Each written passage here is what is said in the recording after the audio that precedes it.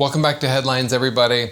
I am sorry I did miss yesterday. I apologize. I hope you missed me just a little. I'm Wes Austin, and these are today's top stories. First up, Nancy Pelosi proves that math is subjective, at least when it comes to election results. We've got the clip. Then the Trump administration takes a wrecking ball to USAID. He slashed the workforce of 10,000 down to, take a guess. Meanwhile, CNN is deeply concerned about Elon Musk's Department of Government Efficiency, also known as Doge. They ran a segment on a teen engineer working for Doge that goes by the online name of Big, B-A-L-L-S. We have the clip, and they were unintentionally hilarious. And finally, Democrats tried to storm the Department of Education like it's the Capitol on January 6th. But this time, they just kept the door closed. The Democrats demanded transparency, and they got it. The security guard made it very clear they weren't getting in. Okay, let's dive in. According to Nancy Pelosi, the Democrats didn't lose.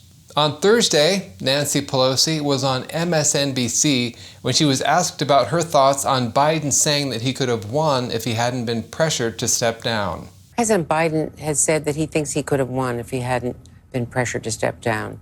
Do you agree? Well, all I know is that we won a seat in the House. We did not lose any seats. You know, people were like, "Whoa, the Democrats lost." No, we did not. I think it would have been quite different with President Biden at the top of the ticket. I'm sorry to break it to you, Nancy, but you did lose. How would Biden have made it any different?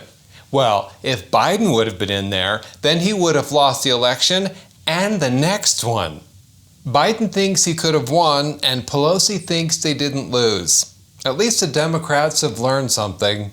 Then, Nancy showed that her Trump derangement syndrome knows no bounds. My whole passion about being in politics is for the children. So what is it that we're doing for the children? I think that it would have been important for the children to not have Donald Trump be president of the United States. And that is, I would take every step necessary to make sure that didn't happen, but it did. And now we have to deal with it. That's right. They had to beat Trump to save the children. She's just a regular Mother Teresa, if Mother Teresa smelled like a bar.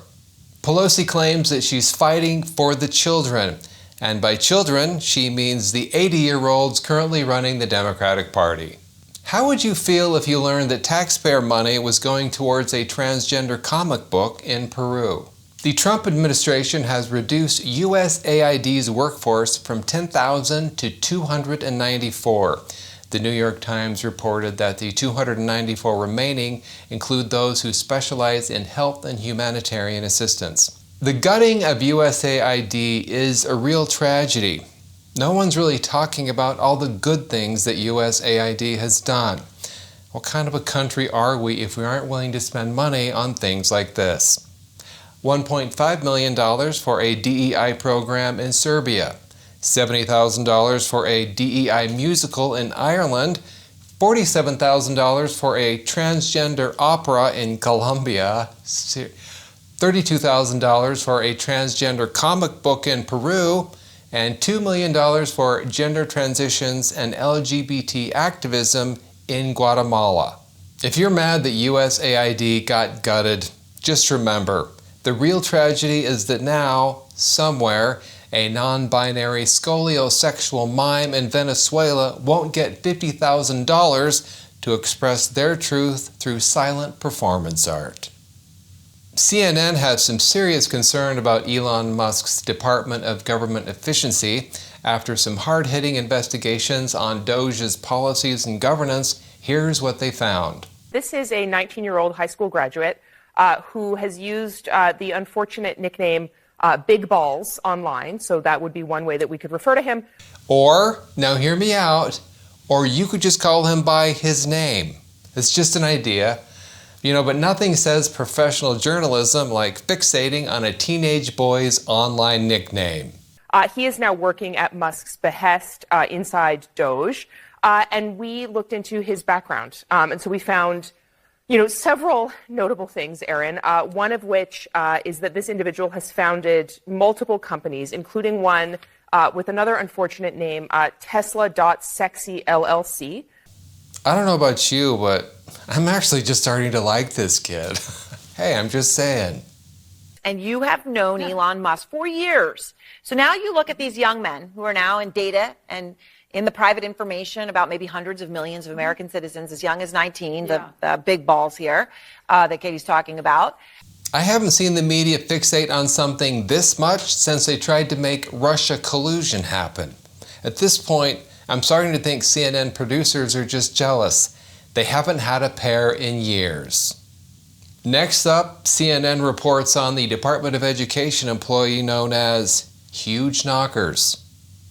Democrats tried to barge their way into the Department of Education over possible Doge cuts today, but they were stopped at the door. As they gathered around the security guard blocking the doorway, lawmakers repeatedly asserted their right to enter the building and criticized the Trump administration, alleging a lack of transparency. Because nothing says we respect institutions like treating federal buildings like a Black Friday sale at Walmart. Congressional inquiries are normally made through formal channels, but formal channels won't get you more Instagram followers. Then, as if the security guy hadn't been through enough after all of that, Maxine Waters inflicted herself on him. At that point, he must have been wondering if a career in mall security was still an option. Look them in the eye. Come on, hold your face up. Look at him. Let him see you. This is him. Look at it. What's your name? Tell us your name. Give me that ID again. Giving you the ID, I showed it to you. So what? I showed you the ID. You do what? I showed you the ID. Could you let me see the ID again? Huh? No. No? Now, I thought Maxine Waters didn't believe anyone had to show their ID for anything. The party of the ID requirements are racist sure seems to change their tune when they're the ones demanding someone's papers. Apparently, IDs are only optional at voting booths. I guess Maxine missed the memo about making an appointment for congressional visits. Then again, reading memos requires reading. Thanks for watching Headlines. Have a great weekend. I'm Wes Austin. Good night.